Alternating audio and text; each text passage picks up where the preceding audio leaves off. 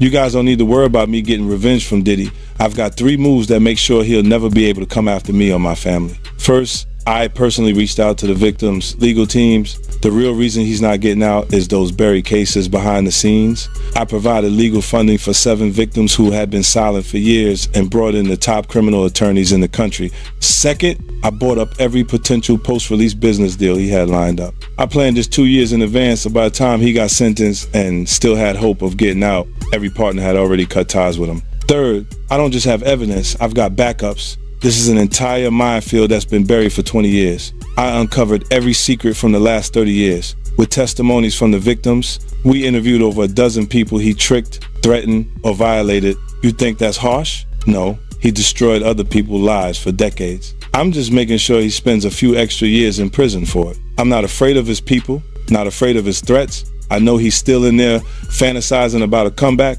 but the truth is, he's never coming. All right, welcome back. Because the spotlight has once again swung directly onto 50 Cent. And this time, it reaches far beyond the documentary itself. 50 has revealed that his Netflix series focused on Diddy barely scratched the surface. With only 4 episodes, there simply wasn't enough room to include everything his team uncovered. As a result, several heavy and revealing details were left on the cutting room floor, including one key element tied to a deeply personal connection that never made the final cut due to time constraints. What's more surprising is that instead of saving this material for a future season, 50 has hinted that the unreleased content could surface independently on YouTube now that the series has aired. He's explained that even more people have come forward since the release, bringing new information with them. That's led many to ask why he keeps pushing forward so relentlessly. A question recently addressed by comedian TK Kirkland, who shut down the idea that this is about clout or manufactured drama, making it clear there's something far deeper and more personal driving 50's motivation. And whatever it is, it significantly raises the stakes. Out of all the women in the world that Diddy could have gotten with, he chose 50 Cent's baby mother. It's a lot of variables to this particular question. Because I talk to a lot of people, older, younger, even my daughter, who's 22, she didn't understand it.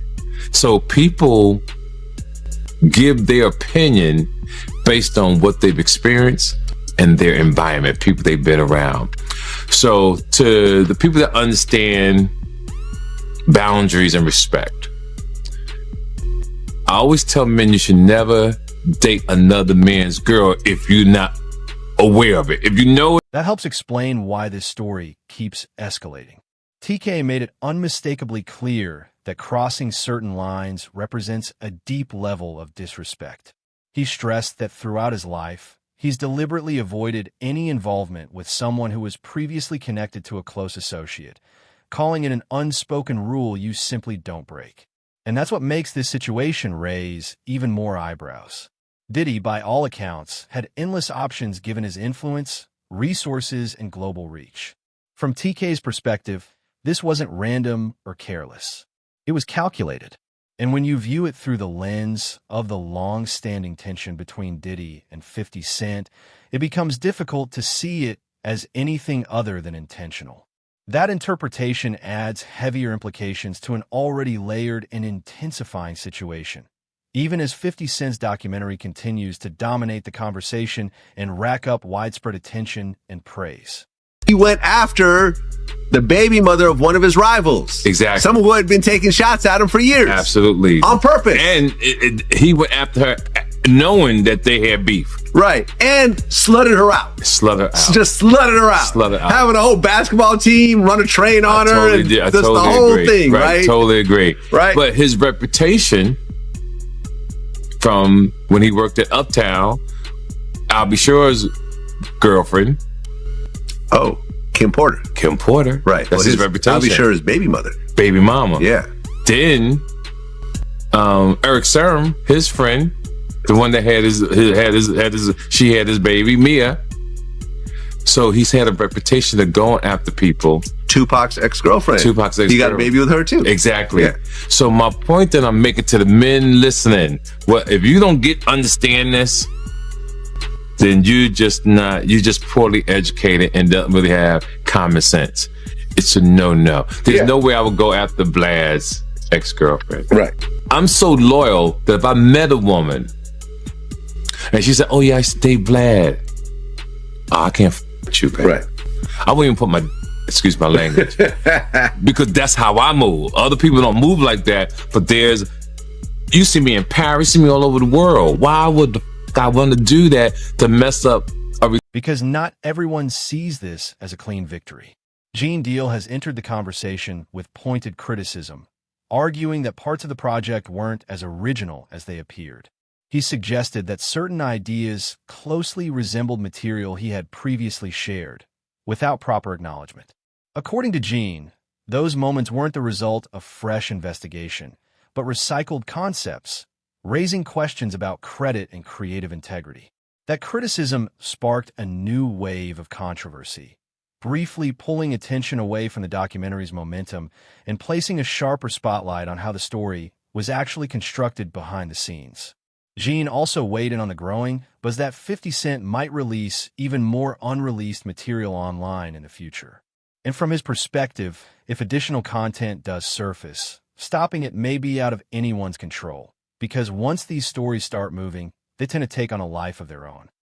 I seen an interview about, he said that he had a lot of footage had to be down, the documentary had to be downsized. You understand? I don't really believe that, because a documentary is a documentary, and they could have had 45 minutes, they could have had an hour, to each one of those. You understand? They left out certain things. He said they even left out the one about Sarah Chapman. You understand? And for whatever reason, he probably left out a lot of other different stars too. Situations that they could have spoke about. You understand? I have a problem with the documentary, and I'm just gonna let you know that the reason I have a problem with the documentary is that they know that they took my idea. You understand? They know that when I came to them, I laid out what they should do and how the documentary should be. You understand? She could say whatever she want to say. I talked to those producers before I even talked to her. They wanted to know what I had, what I was bringing, my pictures, all that stuff like that. And I told them about me, Tim, and Kirk. You understand what I'm saying? And how it would go. They did the same thing. This ain't the first time they stole from me, man. If you look at the Notorious Big, if you watch the Notorious Big, that part about the shoes, I had that in my book. And I was talking to K.O. Copeland. He was one of the writers of that movie. And I told him about when I let Big use my shoes at Soul Train Award. You had this old flunky ass dude, Mike B, get on Angie Martinez's show and talk about, Big, he wore mixed max shoes and he went out there and performed. When you go look at the film, when you go look at Big performing that on that show, ain't nothing mixed match about them shoes. There was $800 Maury's, size 14D. Big wore 14E. E means that his shoes is a little wider than mine. He struggled, but he put them up his on and he went out there and performed. Those was my Gators that he had on. You understand? They did a little skit trying to disrespect me in the movie. You understand? And they said something about, From Gene's perspective, if there were a real mechanism to silence or suppress the documentary, it would have already been used. And the fact that it hasn't speaks volumes about where influence actually sits right now.